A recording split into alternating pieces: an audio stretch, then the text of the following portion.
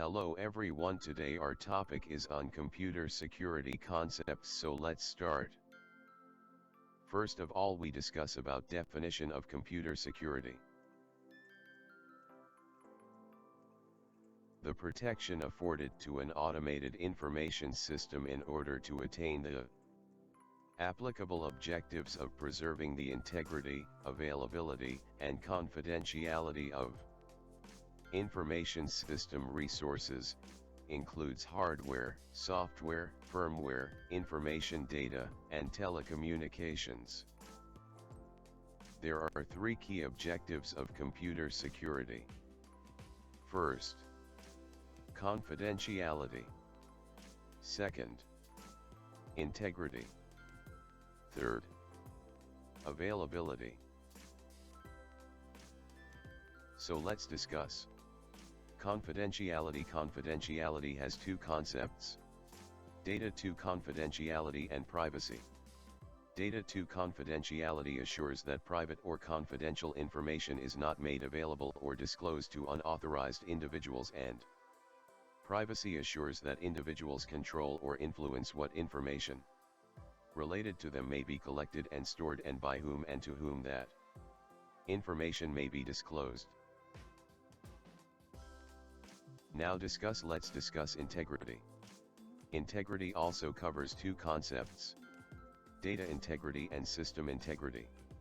So data integrity assures that information and programs are changed only in a specified and authorized manner, and system integrity assures that a system performs its intended function in an unimpaired manner, free from deliberate or inadvertent unauthorized manipulation of the system. Now discuss the last one: availability.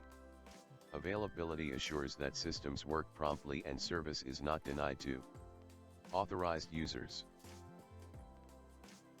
Now discuss who all these work. So, these three concepts form what is often referred to as the CIA triad figure.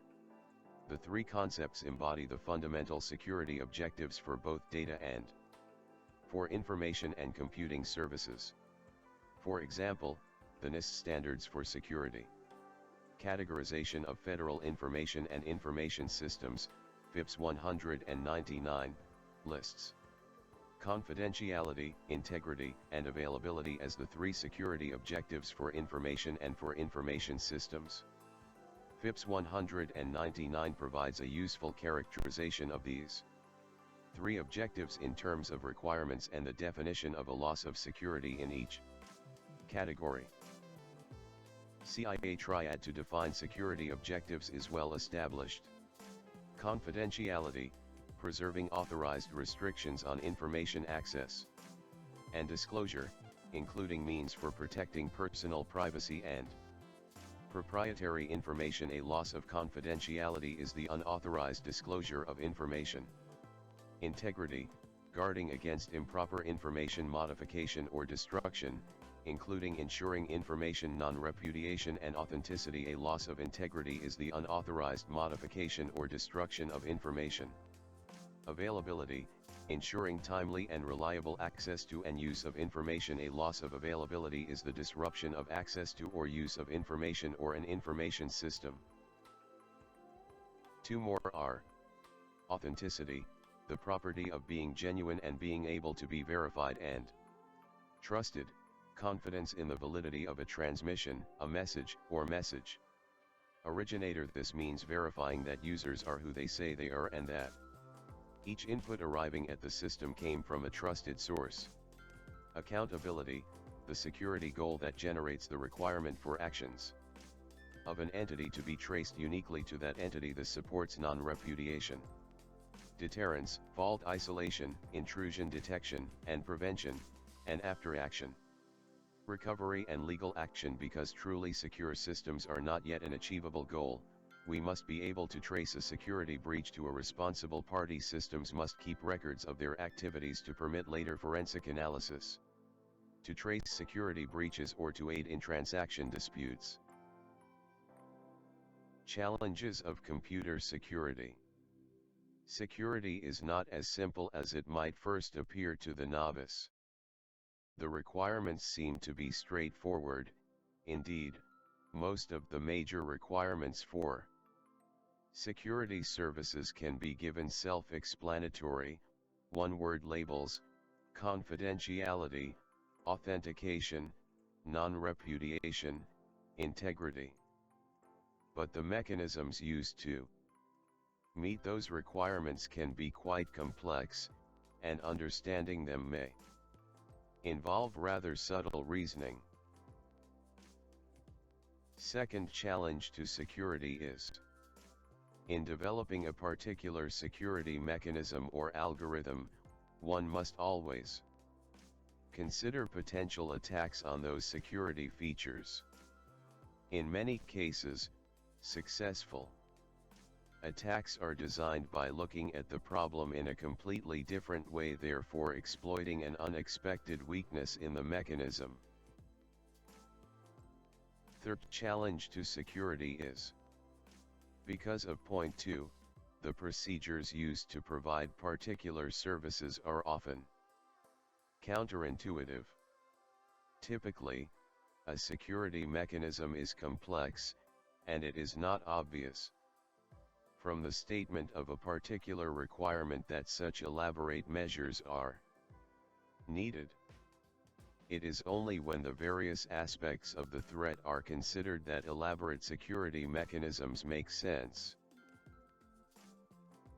Fourth challenge to security is: having designed various security mechanisms, it is necessary to decide where to use them. This is true both in terms of physical placement, for example, at what points in a network are certain security mechanisms needed, and in a logical sense, for example, at what layer or layers of an architecture such as transmission control, protocol and internet protocol should mechanisms be placed. Fifth challenge to security is: security mechanisms typically involve more than a particular algorithm or protocol. They also require that participants be in possession of some secret information, for example, an encryption key, which raises questions about the creation, distribution, and protection of that secret information. There also may be a reliance on communications protocols whose behavior may complicate the task of developing the security mechanism. For example, if the proper functioning of the security mechanism requires setting time limits on the transit time of a message from sender to receiver, then any protocol or network that introduces variable, unpredictable delays may render such time limits meaningless. Sixth challenge to security is: computer and network security is essentially a battle of wits between a perpetrator who tries to find holes and the designer or administrator who tries to close them. The great advantage that the attacker has is that he or she need only find a single weakness, while the designer must find and eliminate all weaknesses to achieve perfect security. Seventh challenge to security is: there is a natural tendency on the part of users and system managers to perceive little benefit from security investment until a security failure occurs. Eighth challenge to security is: security requires regular, even constant, monitoring, and this is difficult in today's short-term, overloaded environment. Second last challenge to security is: security is still too often an afterthought to be incorporated into a system after the design is complete, rather than being an integral part of the design process. And last one is: many users, and even security administrators, view strong security as an impediment to efficient and user-friendly operation of an information system, or use of information.